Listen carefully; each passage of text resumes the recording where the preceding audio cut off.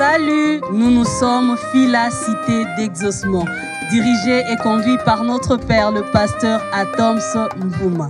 Ne nous cherchez pas dans un bâtiment imposant, mais plutôt dans un système influent. Eh bien, ce matin, le système nous a conduits droit dans vos maisons.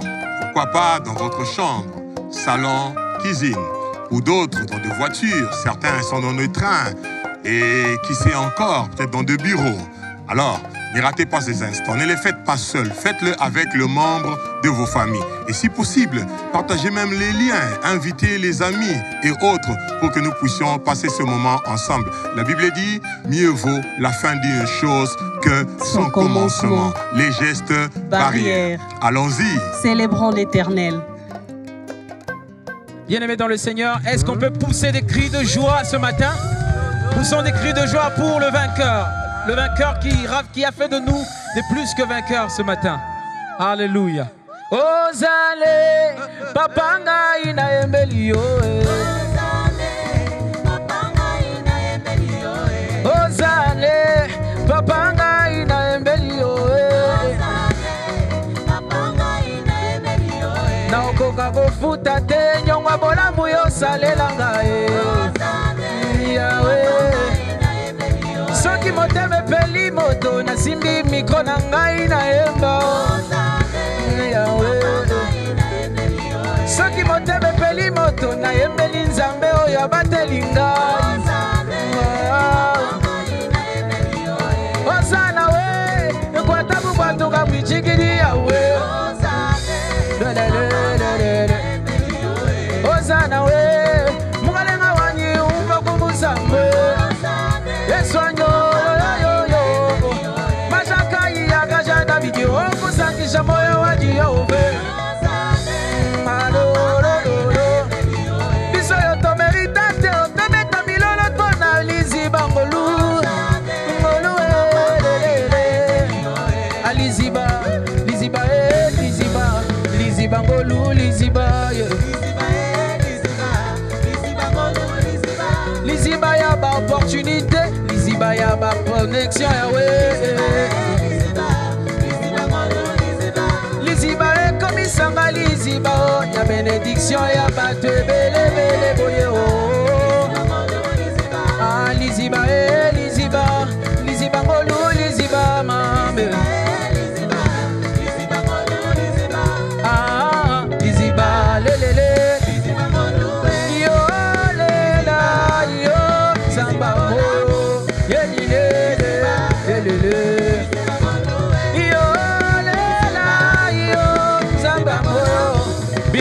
Binano.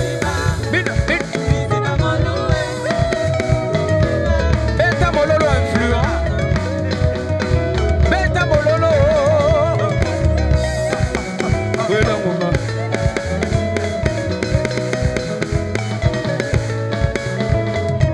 Ah Liziba Liziba ngolu Liziba lelele. Liziba ya ba opportunité. Liziba ya ba connexion papa Liziba Ah Liziba lele Yo lela yo zangamo Anyway yo Yo lela yo zangamo Ninyangwe kotindanga na pengwa ya Ninyangwe kotindanga na pengwa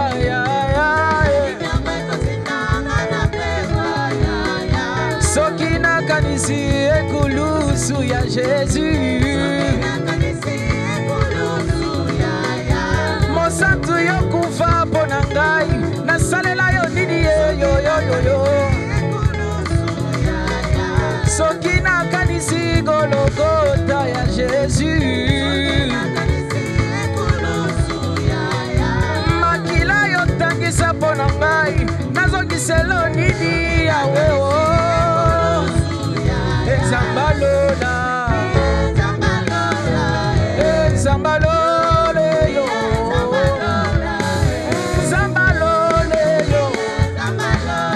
Zamba kotikela ba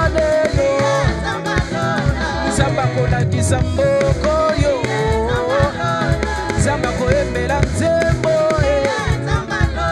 biso tozanga bao place na se na moyo tokoma kodondo na nkombo ya Jésus le roi des rois yesu oyo manda na ye esilaka te o mazamba vi na ngai ye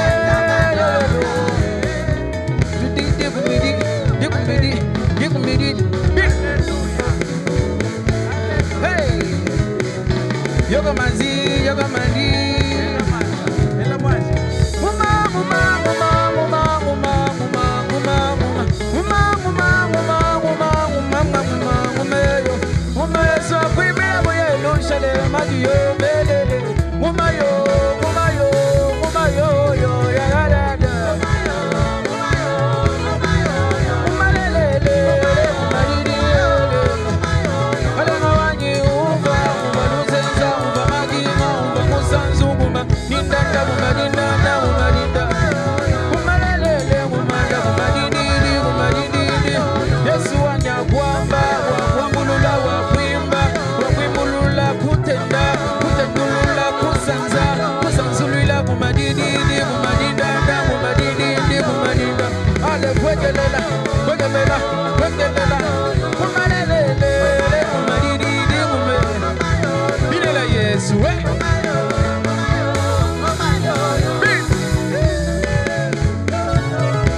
benda bololo na ndaku.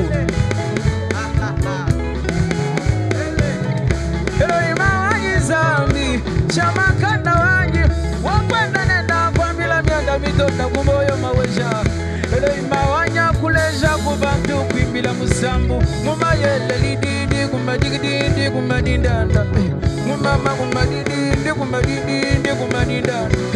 Muma yo, muma yo, muma yo, ya ya da da da. Muma yo, muma yo, muma yo, muma lele, muma yo, muma yo, muma lele, muma kumadidindi, kumadidindi, kumadinda. Ale never, oh never, never, oh never, never, oh never, never, oh never. Zambelo kola Yesu, jamais na mona yaya. Yesu a kufa premier, deuxième, troisième jour, c'est quoi? Que Dieu vous bénisse. Alléluia. Que Dieu vous bénisse. Est-ce qu'on peut acclamer le Seigneur? On acclame le roi. Il est celui qui est très digne de louange. Il est très digne de louange ce matin. Nous élevons nos voix vers toi, nos mains, éternel Dieu de puissance, car tu mérites notre adoration. Tu es digne d'être adoré, Jésus, et nous bénissons ta présence en ce lieu. Tu es digne d'être adoré, Jésus, et nous bénissons ta présence en ce lieu. Tu es digne d'être adoré, Jésus, bénissons le Seigneur en ce lieu. Tu es digne d'être adoré, Jésus, et nous bénissons ta présence en ce lieu. Tu es digne d'être adoré, Jésus, nous bénissons ton nom ce matin.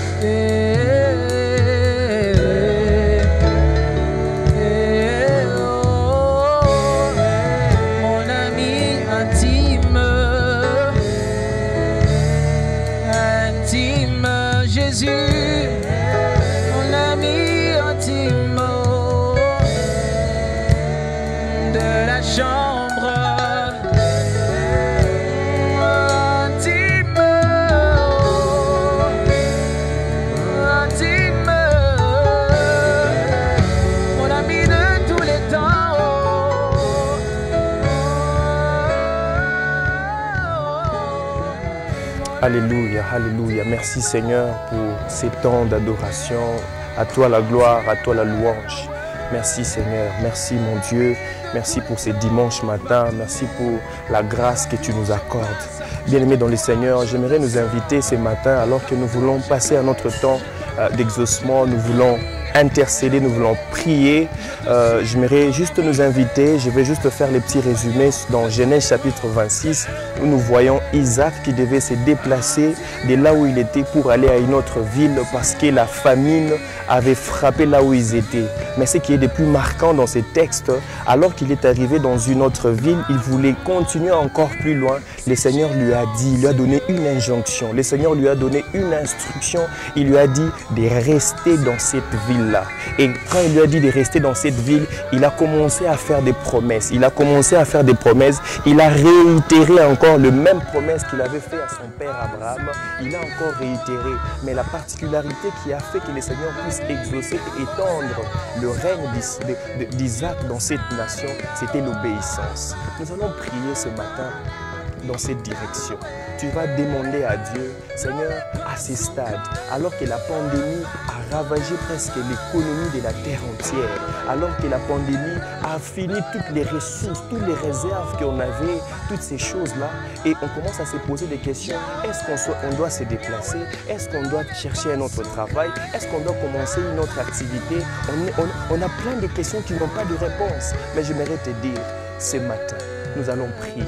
Tu vas demander à Dieu, Seigneur, à ces stades, quelle est l'instruction, quelle est la révélation, quelle est l'inspiration. J'aimerais avoir un éclaircissement de ta part au stade de ma vie, là où je suis.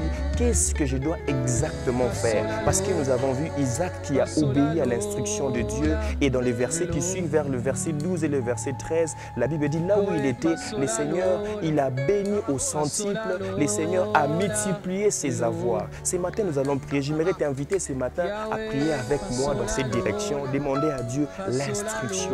Quelle est la révélation? Quel est le rêve que je dois recevoir en cette période pour pouvoir atteindre ma destinée? Prions au nom de Jésus. Oh Seigneur, ce matin je viens prier.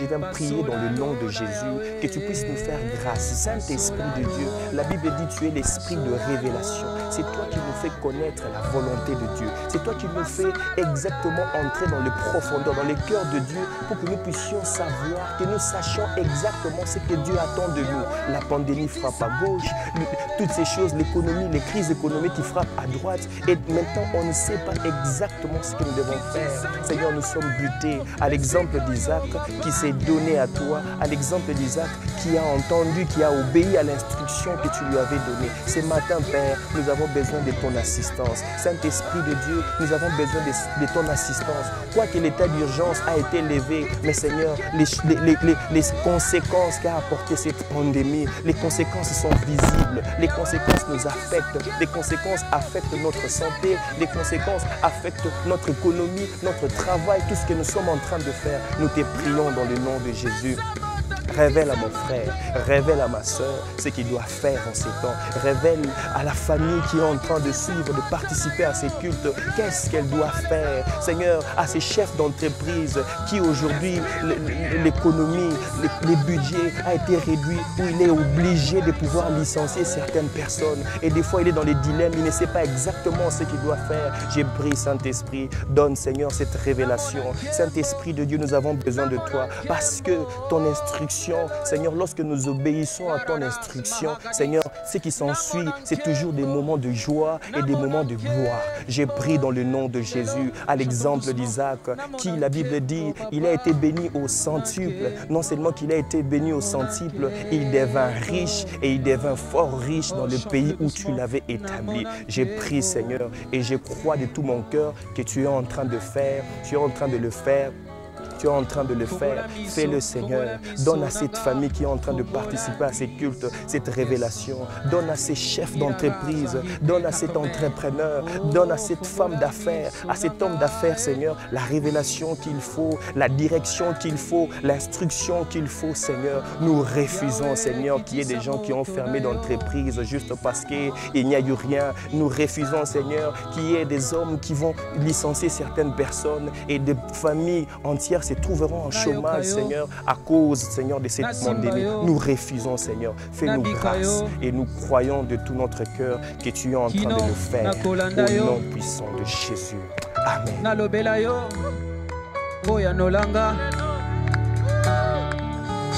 Fongola miso ngai namona oyo oza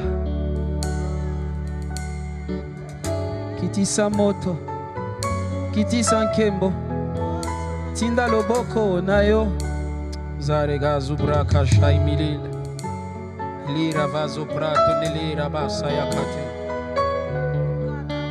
Oh, merci Jésus. Merci pour ta gloire qui descend dans nos maisons. Ta gloire qui descend dans nos esprits, nos âmes, qui touche nos êtres, nous transforme nos cœurs. Alléluia.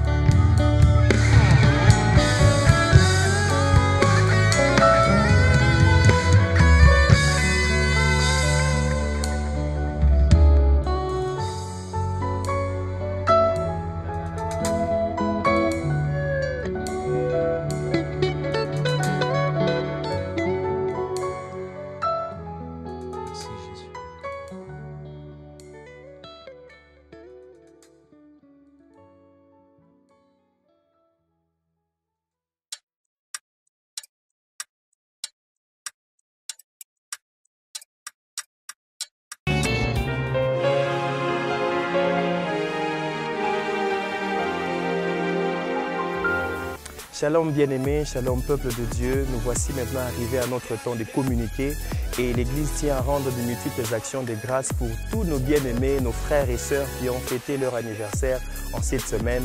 Et nous prions que le Seigneur, que la faveur de Dieu soit sur vous. Et nous en profitons aussi pour donner cette action de grâce qui nous réjouit à tous du couple Max Koudianana qui fête leur 19e anniversaire de mariage. Cette année, ils ont totalisé 19 ans de mariage et nous prions que la faveur de Dieu soit encore sur eux.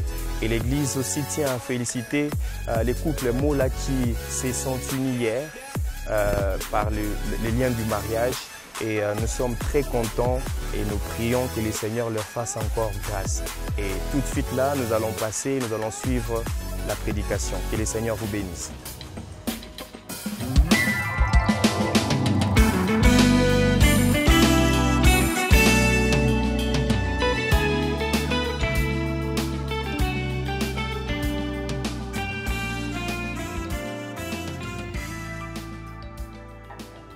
Shalom bien-aimés, c'est le moment du message.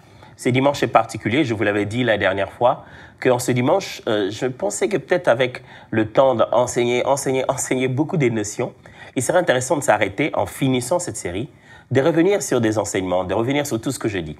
Mais je ne pourrais pas revenir sur toutes les leçons. Je me suis dit que la meilleure façon de le faire, c'est peut-être recevoir vos questions, y répondre, et à travers les réponses données, on fasse une sorte de récapitulation.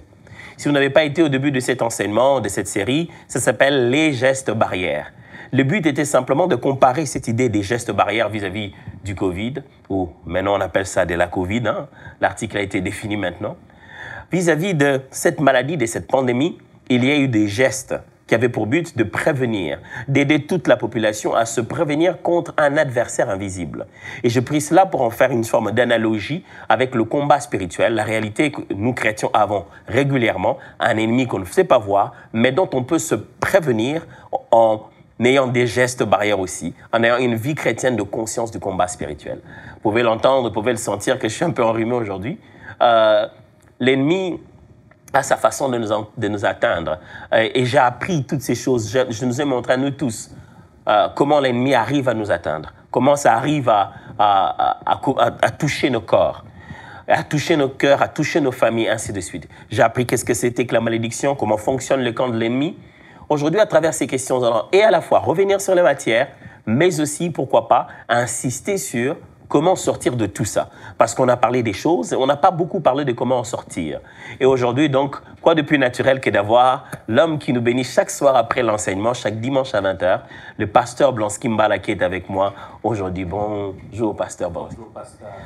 Pasteur Blansky, merci beaucoup pour chaque soir les moments de prière Hein, plusieurs personnes étaient bénies par ce temps de prière. Allez, avant de commencer dans les questions même des gestes barrières, qu'est-ce qui vous a poussé à choisir une personne bien particulière pour chaque soir? Qu'est-ce qui vous guidait dans ce choix-là? Je dirais premièrement l'Esprit de Dieu. Comme nous sommes conduits par l'Esprit de Dieu, à chaque fois, je sentais le besoin de conduire avec quelqu'un. Ça venait comme ça, l'Esprit me guidait près d'un homme et quand nous le faisions, parfait. Amen, amen. C'est bien d'être conduit par l'Esprit. Alors, pasteur, vous et moi avons quelques questions qui sont venues de certaines personnes et vous avez suivi l'enseignement et aussi avez eu des réactions des gens. Ça serait bien que nous puissions partager, vous et moi, sur leurs questions et pourquoi pas sur d'autres qui peuvent venir. Amen. Premièrement, cet enseignement était vraiment bénissant pour plusieurs. Nous avions eu des réactions de partout dans le monde. Vraiment eu un enseignement riche et merci beaucoup pour cet enseignement de qualité, pasteur Atoms. Merci. Alors, la première question vient de Yann Alex Bikindu.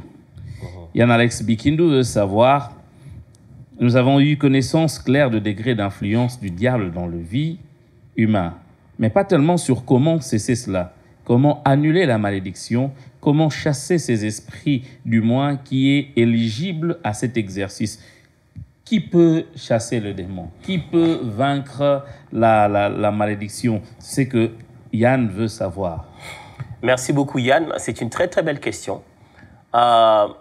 Si je dois répondre de façon très basique, commençons d'abord par qui peut chasser les démons? Je pense que tous ceux qui croient en Christ Jésus, tout enfant de Dieu, Christ nous l'a donné comme une bénédiction. Dans Marc chapitre 16, verset 17, il dit « Voici les miracles qui accompagneront ceux qui auront cru. En mon nom, ils chasseront les démons. Ils parleront de nouvelles langues et ils saisiront des serpents. Et s'ils boivent quelques breuvages mortels, ils leur feront point de mal. Ils imposeront les mains sur le malade, ils imposeront les mains aux malades et les malades seront guéris. » Ça, c'est une promesse ferme de Dieu, de Christ, qui donne à quiconque croit en lui. Chasser les démons, c'est pour quiconque croit d'abord. Mais votre question a une autre sous-question à l'intérieur. Comment on se débarrasse de la malédiction? Comment on en est détaché? Alors, je vais vous proposer quand même une réflexion assez basique là-dessus. Premièrement, Pierre est en train de parler en disant ceci, « Soumettez-vous sous sa main puissante et résistez au diable. Il fuira loin de vous. » Je l'ai dit pendant l'enseignement, quand on lit ça dans l'original, il y a une relation de cause à effet. Puisque vous vous soumettez sous sa main puissante, alors vous résisterez au diable et le diable fuira loin de vous. Alors, le point de départ pour pouvoir se libérer de toute influence de l'ennemi, c'est courir vers le Seigneur, se soumettre à la main puissante de Dieu. Parce que vous n'avez pas de pouvoir contre l'ennemi si cela ne vient pas de Dieu. Nous ne nous battons pas, nous, avec lui. C'est au nom de Jésus, c'est-à-dire par mandat et par autorité que Jésus nous lègue, et nous allons en son nom pour pouvoir affronter l'adversaire. Deuxièmement, lorsqu'on est en train de se battre contre l'adversaire ou quand on est en train d'essayer de se détacher d'une malédiction, la deuxième des choses à faire, c'est connaître la cause. Si on veut être libre de quelque chose, on doit savoir c'est quoi. Qu'est-ce qui a amené ça ici? Pourquoi je suis arrivé comme ça? Quelle est la cause? Souvenez-vous, je vous enseignais sur la malédiction. Je dis que la malédiction arrive sur une personne en tenant compte de la personne ou bien les degrés d'influence. Commençons par Dieu, le Créateur. Ainsi, en allant par les parents, les liens des sangs, ainsi de suite. Alors, avant de pouvoir annuler une malédiction, il faut savoir quelle en est la cause. Je vous ai dit que dans Proverbe, la Bible dit « Tel un oiseau s'envole et l'hirondelle s'échappe. Ainsi, une malédiction sans cause n'a pas d'effet. » Donc, l'effet de la malédiction lui vient de sa cause. Quand vous êtes capable de connaître la cause, vous pouvez tout de suite la tourner et annuler la malédiction. Troisièmement, c'est poser l'acte inspiré. J'appelle ça l'acte inspiré. Quand vous lisez toujours Éphésiens, qui était la base de notre enseignement, chapitre 6, la Bible est en train de dire ceci.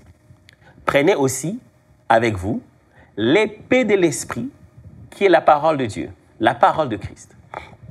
C'est très important de noter que dans ce texte-là, quand Paul est en train de parler de l'épée de l'esprit, il parle en fait d'un terme dans l'hébreu. Je l'ai enseigné pendant les enseignements de mercredi divinement averti, lorsque je fais la différence entre logos et réma.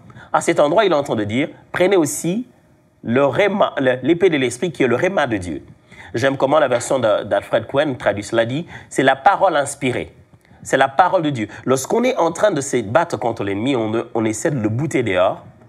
Il y a une phrase, un texte biblique, une orientation claire, le geste que Dieu vous demande de faire. Vous faites ça et ça fait tout tomber. C'est une parole révélée, une inspiration, un réma de Dieu. Jésus était fort en ça. Quand il avait des situations, quand vous le voyez faire des miracles, il ne faisait pas les miracles de la même manière. 2 personnes aveugles, mais Jésus les guérit d'une manière différente, chacun d'entre eux. Alors, poser l'acte, inspirer l'orientation divine de la circonstance, c'est la force de toute délivrance. Et enfin, il faut déclarer la bénédiction. Parce que si on veut se détacher de la malédiction, on ne peut pas rester en zone neutre. Quand vous avez détaché la malédiction, alors déclarez la bénédiction. Vous vous souviendrez dans Actes chapitre 19, à partir du 11e au 15e verset, la Bible parle des 7 fils d'Esceva. Jésus ayant fait, Paul ayant prêché, ayant fait tellement de miracles, il y avait les 7 fils du sacrificateur Sceva qui sont allés eux aussi faire de l'exorcisme.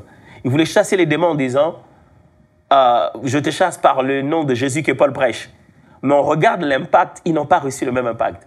Parce que, leur relation avec ce Jésus-là n'existait pas du tout. Alors pour moi, c'est très important que l'on puisse être capable de connaître ce Christ, donc se soumettre à cette main puissante, connaître la cause, poser l'acte inspiré, proclamer les noms de Jésus, c'est important. Sans le nom de Jésus, il n'y a pas de délivrance. Et en fin de compte, déclarer la bénédiction de Dieu. Alléluia. Donc nous pouvons comprendre que la puissance du nom de Jésus sied dans la soumission qu'on a à la personne de Christ. Bien sûr, pasteur. La puissance du nom de Jésus vient d'abord de l'alliance qu'on a avec le nom de Jésus et vient aussi de son autorité. Pourquoi je dis ça? Parce qu'il suffit d'avoir foi en Jésus, même si tu es en plein milieu du camp de l'adversaire. Si ta foi est authentique en ce moment et tu es prêt à te donner au Seigneur. Combien de fois n'avons-nous pas eu des témoignages de gens qui disaient il voulait aller prendre des fétiches, on l'a amené à un endroit, il a eu tellement peur qu'il a cru. À ce moment-là, il a dit non, Dieu, où est-ce que je suis? Seigneur Jésus. Dès là où il était, ou je ne sais pas moi, sous l'eau ou quoi que ce soit, le puissant nom a été cité. Parce qu'on a fait confiance en Jésus. Boum! Le nom de Jésus a été actif. Il y a des gens qui vont dans des réunions mystiques et ils se disent je ne suis pas l'église, je ne peux pas citer Jésus. Non. Quiconque croira au nom, quiconque proclamera ce nom-là sera sauvé. Quiconque confessera ce nom-là, lorsqu'il y a la foi, la confiance dans le nom de Jésus, on peut le déclarer où que l'on soit. Le puissant nom de Jésus sera en action. C'est cette foi-là qui détermine ta relation avec lui. Je crois en Christ. Gloire à Dieu. Tellement de questions même qui tournoient dans ma tête. On avance avec ce que les amis ont envoyé. Il y a Philippe Toussoumba qui veut savoir un peu par rapport à Anne, la mère de Samuel. Il dit, est-ce que c'était une malédiction que Anne soit stérile ou une preuve? Est-ce une malédiction ou une preuve que Anne soit stérile? Comment vous définissiez la situation de Anne? Très, très belle question, Philippe.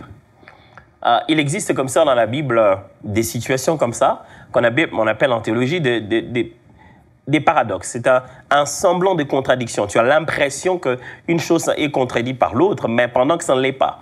Je vais me permettre de relire ça, 1 Samuel chapitre 1, verset 5, la Bible dit « Mais il donnait à Anne une portion double, car il aimait Anne, que l'Éternel avait rendue stérile. » Vous devez savoir une chose.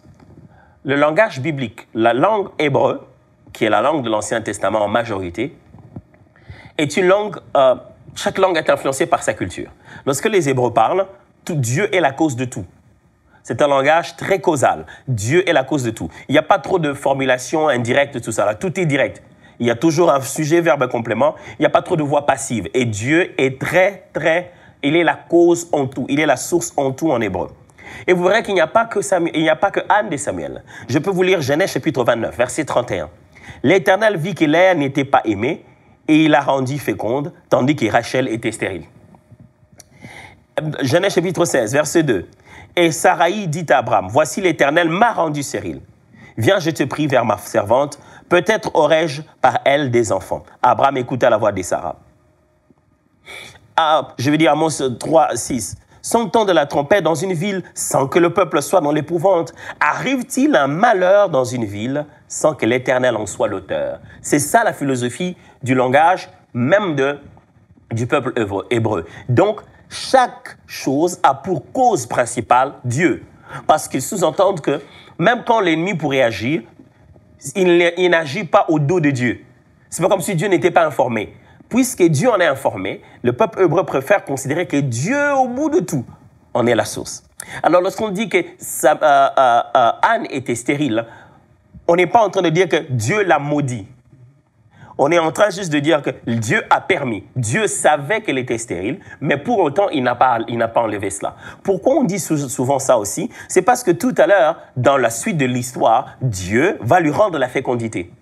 Et ça ne sera pas quelque chose qui va venir de l'adversaire ou de l'ennemi.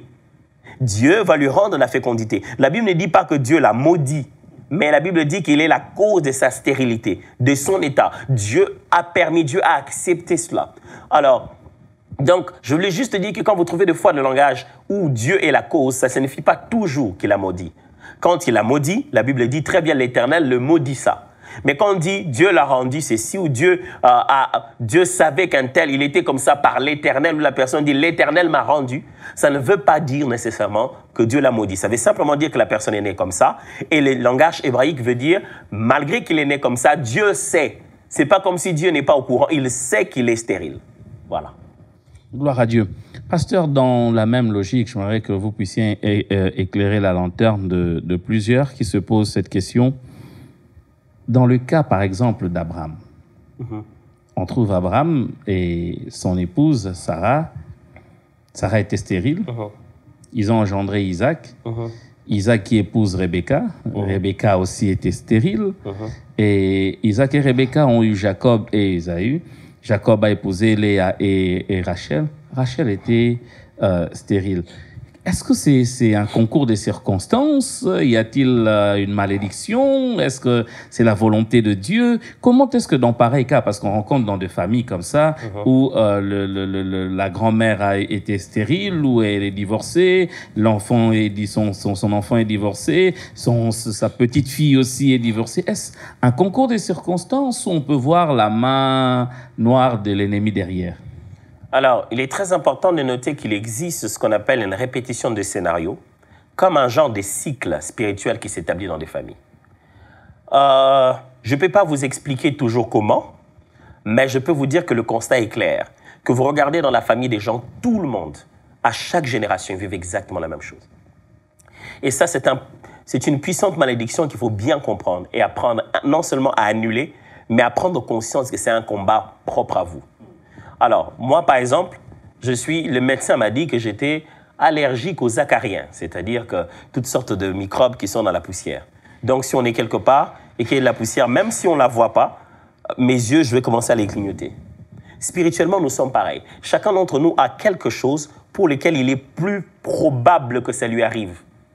C'est-à-dire qu'il est plus ouvert à ça, soit à cause des différentes années qui l'ont précédé, des personnes qui l'ont précédé, la famille qui l'a précédé. Donc, il y a des gens, par exemple, issus d'une telle famille, je ne sais pas moi, des chefs coutumiers entourés de plusieurs femmes, il est plus probable qu'ils n'arrivent pas à maintenir un seul couple, avoir son seul couple. Il y a comme en lui une tendance naturelle à aller vers cela.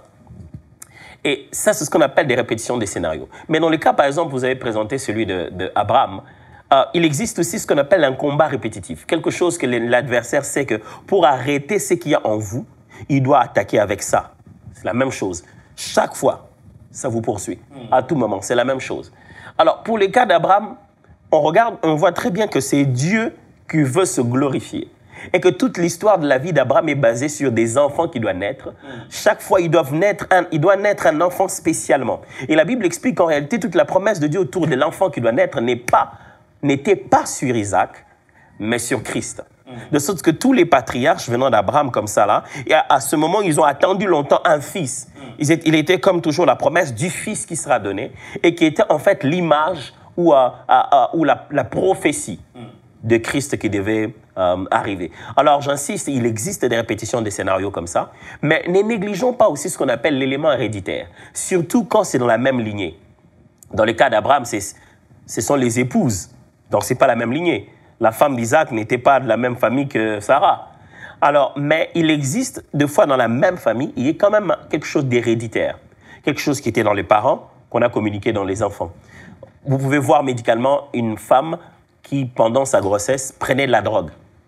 Moi, j'ai vu des documentaires où les enfants naissent et les enfants réclament, ils sont dépendants de la drogue dès les bas âges.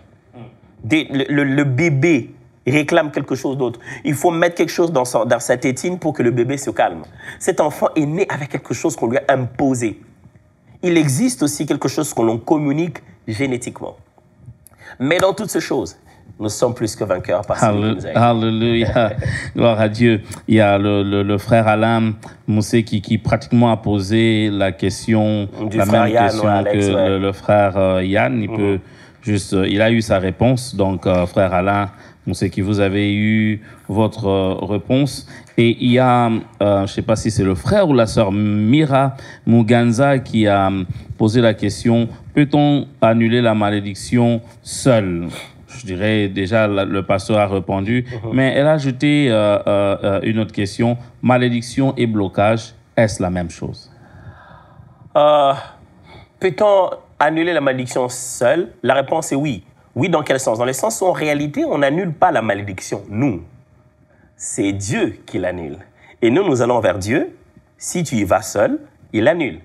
Que quelqu'un aille en ton nom par la prière, il annule. Quiconque invoque le nom du Seigneur est sauvé. Donc, on peut rester seul dans la maison, on n'a pas nécessairement besoin de faire appel à une grande équipe d'intercession. Ce n'est pas la grandeur de l'équipe d'intercession qui grossit le Dieu que tu pries. Tu peux le prier seul dans un endroit, il est tout aussi grand que quand ils viennent par 10 ou quand tu es seul. Donc, on peut être seul et on a pris conscience de cet enseignement. Dans sa chambre, pendant qu'on est en train de prier, le Seigneur agit puissamment. Et d'ailleurs, généralement, les cas comme ça sont des cas très profonds. C'est-à-dire que le travail s'est fait en présence de personnes. Lui-même, quand il se réveille, il sait que quelque chose a changé. Malédiction et blocage. Oups, une très belle question. Alors, quand vous regardez la Bible, vous ne trouverez pas trop le mot blocage dans cette idée-là. Le diable le bloqua pour qu'il ne puisse pas avancer. Mais vous trouverez les idées de l'opposition satanique, où le diable met des oppositions pour qu'on ne puisse pas amener l'évangile, par exemple, dans un endroit. Quelquefois même, Dieu lui-même met de l'opposition pour qu'on ne puisse pas entrer dans un endroit. Le langage générique ou général donne lieu de dire qu'il y a eu blocage parce que l'ennemi a trouvé un terrain dans ta vie où il a commencé à régner et il t'empêche d'atteindre un objectif. Et c'est comme ça qu'on appelle ça un blocage.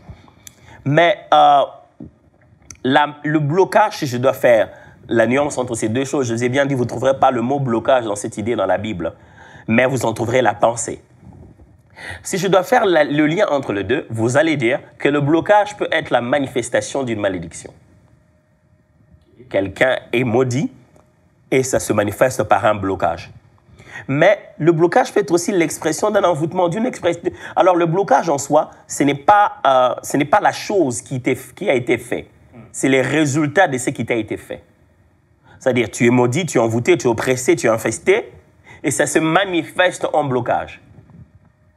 Regardez lorsque le fou de Gadara, si on doit l'appeler comme ça, il était possédé d'esprits mauvais. Ses habitudes ont été influencées. Il vivait maintenant à côté des sépulcres, ainsi de suite. Toute sa vie a changé. Ces esprits mauvais qui sont venus avec cette manifestation-là. Alors, la malédiction, la possession, différentes influences démoniaques peuvent manifester un blocage. Donc, à partir du moment où vous détruisez en réalité la source, le blocage qui n'est qu'une manifestation tombe automatiquement. Donc, nous pouvons nous conseiller, au lieu d'aller attaquer la manifestation, attaquer la source. Exact, exact.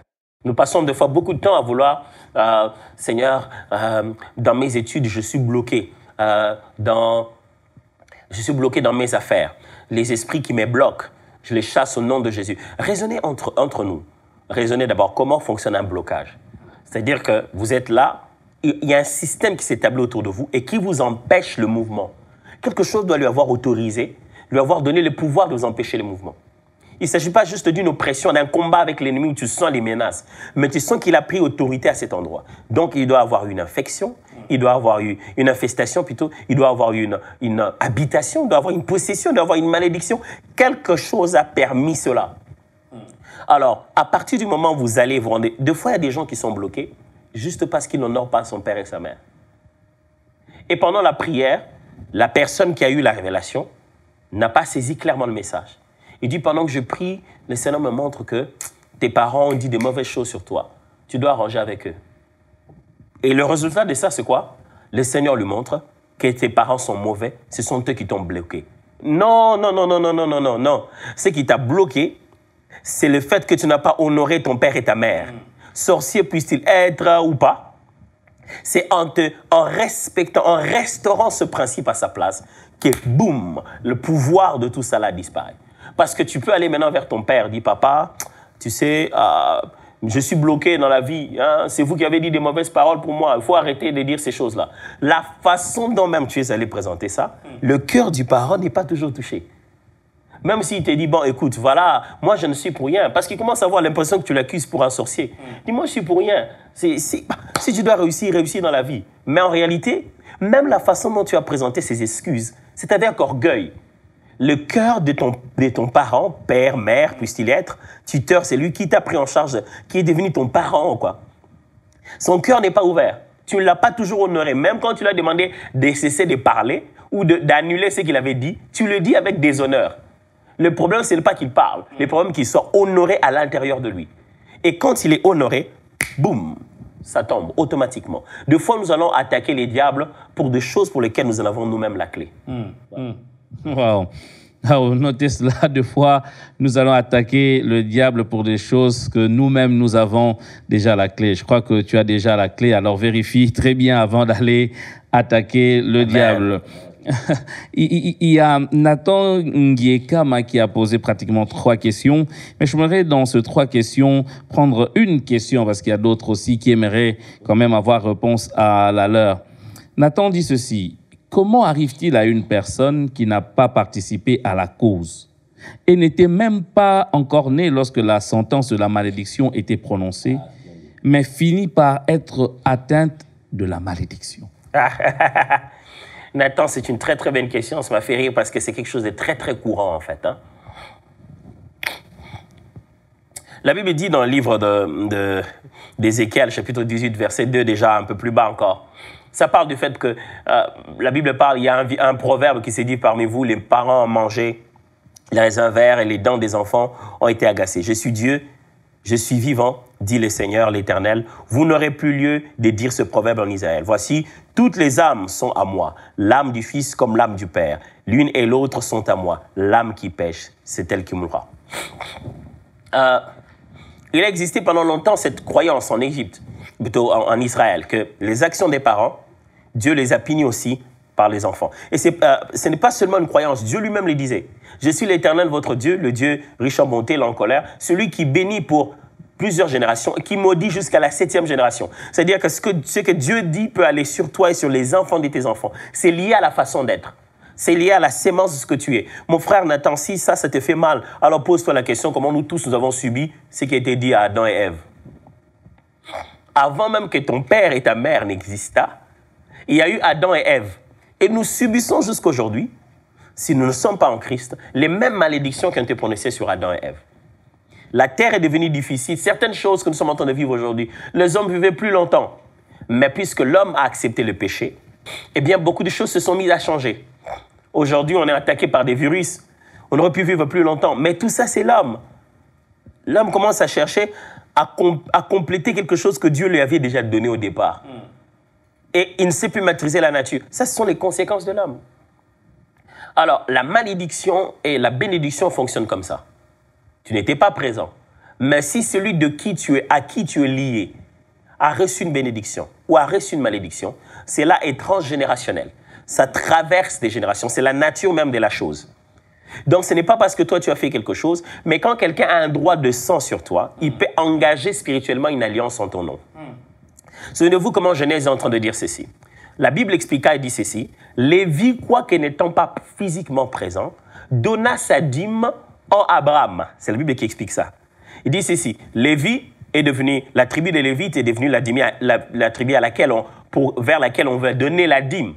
Mais on montre que la tribu des Lévites a commencé à donner la dîme en Abraham. Quand Abraham donnait sa dîme à Melchisédek. Vous voyez ça? Donc, mais Lévi, ce n'est pas fils d'Abraham, c'est fils de Jacob, quand il a maintenant les fils d'Israël. C'est plus tard. Mais dans Abraham, C'est-à-dire que quand tes parents vivaient, tu étais en eux. Et dans ton père qui t'a engendré, tu étais là-dedans. C'est-à-dire que les liens de sang te permettent de pouvoir contracter une alliance. C'est-à-dire, puisque cette personne a mon sang, je peux aller contracter une alliance en son nom. Et c'est pour ça, quand les gens vont contracter des alliances spirituelles, on leur dit, donne ton fils, donne ta sœur, donne ton frère. Si vous avez des liens des sangs, tu as comme une sorte de droit, tu as comme une sorte de permission de pouvoir de poser un acte comme ça. Mon ami, pourquoi les gens font ça? Ça, je n'ai pas de réponse. C'est juste l'être humain qui est comme ça. Est-ce qu'il ne devait pas donner à chacun la chance de s'engager, de dire, ah, pourquoi tu t'engages sur des choses pour lesquelles moi je ne m'engage pas? C'est ça la réalité de l'être humain. Les gens se disent, je veux avoir plus d'argent. Alors, je m'en fous de pouvoir... On lui dit, mais si tu veux avoir tout l'argent, tout ce que tu as à nous dire, vous savez, le diable peut vous faire signer un contrat pour lequel vous n'avez pas lu tous les articles. On vous a juste dit, non, vous voulez avoir plus d'argent. OK, prenez cette eau, faites boire ça à tous les enfants. On ne vous dit pas l'eau là fait quoi aux enfants. On dit, vous allez voir qu'ils vont tomber un peu malades, mais après ça va aller. On ne vous a pas dit, ils sont tombés malades, pourquoi? Or, on vous a donné quelque chose pour les frapper tous des stérilités. La bonne chose est que, en Christ, on découvre que c'est l'âme qui pêche qui mourra. Et ce n'est pas parce que tu sais une chose qu'elle va agir comme ça. Ce n'est pas parce que tu as un droit que ça va se faire comme ça. Il faut aller défendre son droit. Avez-vous déjà été arrêté par un policier et vous sentez qu'il est en train de vous menacer pendant que vous avez le droit? Il dit non, mais monsieur, hein, mais vous dites, oh, non, mais moi, c'est mon droit, tu ne peux pas me menacer. Et il te menace et il te met même en prison parce que tu n'as pas su défendre tes droits. Et nous, les chrétiens, on pense que puisque c'est un droit et que c'est un acquis, ça doit m'arriver. Non, il faut apprendre à déclarer ses droits, à répéter ses droits, à confesser ses droits. Le diable est un menteur. Il va te mentir que, voilà, tu en as droit, mais regarde-toi. Tu dis que tu es libre, mais regarde-toi. Tu dois continuer à déclarer la vérité jusqu'à ce qu'elle s'impose sur la réalité. On peut être là, tu entends le bruit d'un véhicule, ça klaxonne là, papa, mais le diable continue à te dire, il n'y a pas de véhicule. Oh, comment ça, il n'y a pas de véhicule? Il n'y a pas de... Regarde, où est le véhicule? Il dit, mais j'entends le klaxon. Ah ben, c'est juste des klaxons, il n'y a pas de véhicule. Mais, puisqu'il y a klaxon quelque part, tu sais qu'il y a un véhicule. Je ne le vois pas, mais le véhicule existe. Jusqu'à ce que je vais croire, je vais continuer à croire que le klaxon ne vient pas de nulle part. Il y a un véhicule quelque part. Et j'imposerai la réalité de ce véhicule-là, et je le verrai. Et je ne vais pas abandonner l'espoir qu'il existe ce véhicule. Mais le diable, qu'est-ce que lui dit? Qu'est-ce que tu vois? Mais Jésus nous apprend à se dire, qu'est-ce que je crois? Parce que cet univers n'est pas fait que de ce que l'on voit. La Bible dit que c'est par la foi que Dieu a créé tout ce que nous avons ici. Il dit, c'est par elle que Dieu a tiré de l'invisible, le visible comme s'il existait déjà. Quand on continue à croire, la vérité est invisible, mais se manifeste par la foi. Et elle s'imposera toujours sur la réalité. Amen. Il dira même à Marie, n'étais-je pas dit, si Amen. tu crois, Amen. Tu verras. Amen. Alléluia. Je crois que c'est la dernière question que nous allons prendre. Et je l'ai trouvé quand même assez intéressante comme question. Ça vient de Florian Pichul. Il dit ceci. En ce qui concerne l'objet de repère de la malédiction, est-ce un nom? Est-ce un nom? Ou le nom que porte une personne peut être un point de repère. Un nom peut être un point de contact que l'ennemi peut utiliser pour maudire une personne. Si oui, les personnes qui ont acquis ces noms, qui a été objet de malédiction, seront-ils aussi soumises à la malédiction sur ce nom dans les cas des homonymes? C'est une très très belle question, surtout nous en Afrique. Hein? C'est quelque chose de très, très fréquent. Vous devez d'abord savoir que dans la Bible, il y a une façon bien particulière de donner le nom. Aujourd'hui, on donne les noms un peu, allez, on aime un tel, on donne des noms des événements. Non, à l'époque, à la Bible, le temps biblique, ce n'était pas comme ça. On ne donnait pas les noms n'importe comment. Le nom devait posséder un trait de caractère. Des fois, on nommait quelqu'un parce qu'il a ce caractère-là. On appelle Nabal le fou, parce qu'il est fou. Ou bien un trait de caractère physique. On appelle Ésaü le roux. Ésaü veut dire celui qui est roux, parce qu'il a été né comme ça, dans sa peau. Alors, il y a beaucoup de fois comme ça dans la Bible où les gens sont nommés par rapport à ce qu'ils ont comme trait de caractère, par comment même ils sont nés il y a un enfant qui s'appelle Ichabod, la gloire est bannie. Les circonstances de sa naissance ont été ceux pendant lesquels on a dû prendre l'arche de l'Alliance. Ou alors la personne est nommée par rapport à son appartenance, la ville d'appartenance, ou par rapport à sa mission. On a Joseph d'Arimathée, on a Judas l'Iscariote, on a Simon les Zélotes par rapport à son appartenance, on a Jésus-Christ par rapport à sa mission. Donc, dans la Bible, c'est beaucoup de choses sont pareilles. C'est seulement chez les Romains qu'ils avaient la tendance à avoir 3 noms. Ils avaient un nom, un prénom. C'est les Romains qui ont commencé ça. Ils avaient un prénom, ils avaient un nom, on va appeler un nom de maison et un nom de famille.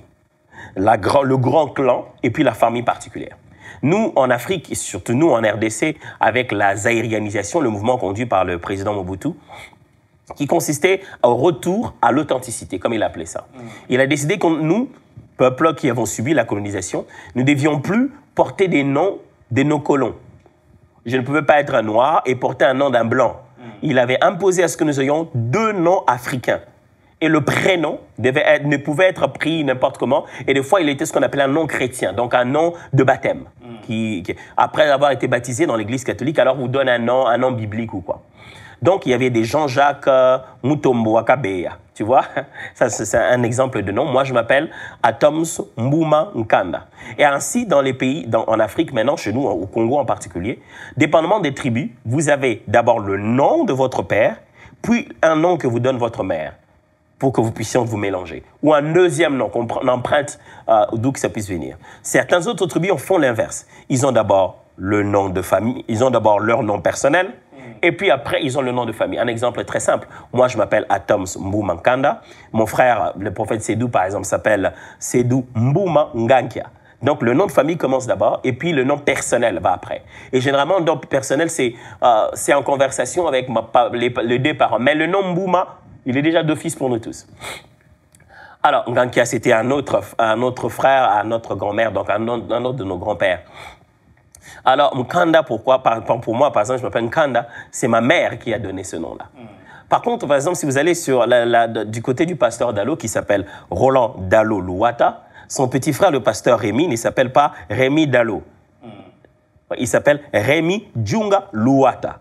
Ils sont tous des Louata. Ce sont le nom des départs là qui changent.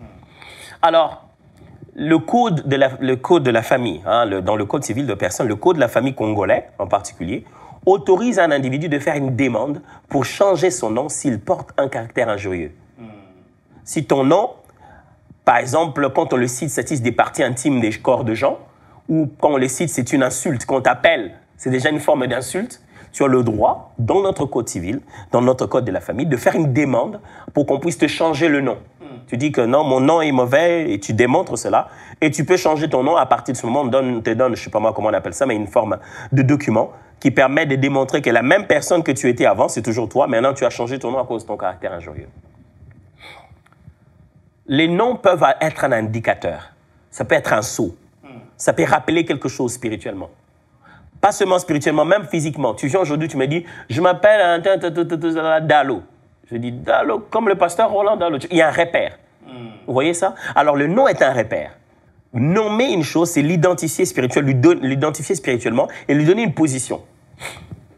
Alors, l'avantage que nous avons est celui-ci. Quand on devient enfant de Dieu, on n'est pas nommé par nos pères, parce que nous sommes nés ni selon la chair, ni selon la volonté des hommes, mais de Dieu. Devenir enfant de Dieu, c'est vraiment un changement de famille. Ce qui va vous intéresser, c'est que chez les Romains, dans l'époque biblique, lorsqu'on disait « naître de nouveau », c'était les termes qu'on utilisait pour les enfants adoptifs. Quand on t'a adopté dans une famille, on dit que tu es né de nouveau. C'est-à-dire qu'on dit que tu as exactement le même droit que les enfants de la maison. C'est pourquoi la Bible enseigne l'adoption spirituelle, et la Bible enseigne toujours aussi, appelle ça aussi être né de nouveau. C'est-à-dire, on considère que, bon, à partir du moment où tu deviens membre de cette famille, c'est comme si tu as repris les processus de naissance au point zéro. Alors, quand tu es né de nouveau, tu n'es plus identifié par un nom humain, tu es identifié par une position spirituelle. Amen. À ceux qui l'appartiennent, ceux qui invoquent son nom. Ça devient comme ça. Et l'autorité de ton nom ne vient plus par comment on t'appelle, mais comment tu t'attaches à Christ et te soumets à sa main puissante. Plus tu es soumis à la parole de Dieu, plus ton nom devient même autoritaire spirituellement. Alors donc, si vous avez découvert que votre nom, celui qu'il a eu avant, c'était un grand magicien ou quoi que ce soit, si vous avez changé d'alliance, vous êtes maintenant en Christ, oubliez ça. Alléluia. Ça n'a rien à voir. Alléluia. Mais si votre nom contient un caractère injurieux, faites une demande. Si vous voulez vous en débarrasser, faites une demande spéciale, débarrassez-vous de ce nom-là. Mais souvenez-vous maintenant, vous vous appelez enfant de Dieu. Vous nous appelez puisque vous êtes là. Aujourd'hui, quand spirituellement quelqu'un vous rencontre, il ne vous voit plus comme Mbouma, moi. Quand je suis dans un combat, on ne me traite pas comme un Mbouma. On me traite comme un enfant de Dieu, un serviteur de Dieu. Les attaques que je reçois n'ont rien à voir avec le fait que je sois Mbouma. C'est enfant de Dieu, serviteur de Dieu, appelé de Dieu. C'est ça votre nouvelle nature, et non le nom qu'on vous avait donné avant. Pasteur, j'ai l'impression que notre temps est épuisé aujourd'hui. Vraiment, vraiment, le temps est épuisé, mais beaucoup de bonnes questions. Je suis sûr que plusieurs ont aimé. Alors, si vous avez aimé, faites quand même la demande. Si vous avez aimé, faites la demande. On ne sait jamais, peut-être qu'on va organiser une séance, pourquoi pas échange. Ouais. Le pasteur Blanski, le pasteur Atoms, échange autour de ce thème geste barrière. Ah, c'est intéressant ça. Donc, si vous pensez vraiment que ça sera très intéressant, comme vient de le dire le pasteur Atom, alors, écrivez-nous, dites-nous, nous pensons que ça pourra nous intéresser. Spécial échange, pasteur Blanski et pasteur Atoms, autour de ces thèmes. Merci beaucoup, pasteur Blanski. Je vais prier avec vous, tous ce que nous avez suivis. Dieu d'amour, merci. Nous apprenons. Et une chose qui me fait vraiment la joie, c'est que ces choses ne sont pas mystérieuses au point qu'il faut aller chercher quelqu'un sur une haute montagne pour qu'il puisse agir en notre faveur. Ce qui devait être fait a déjà été fait à la croix de Golgotha.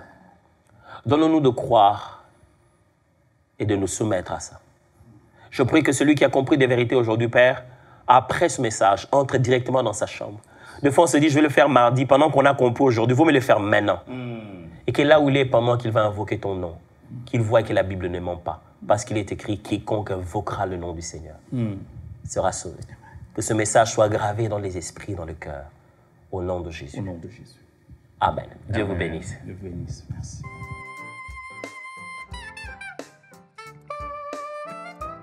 Perfect, perfect, perfect. Pasteur Atoms. Just perfect.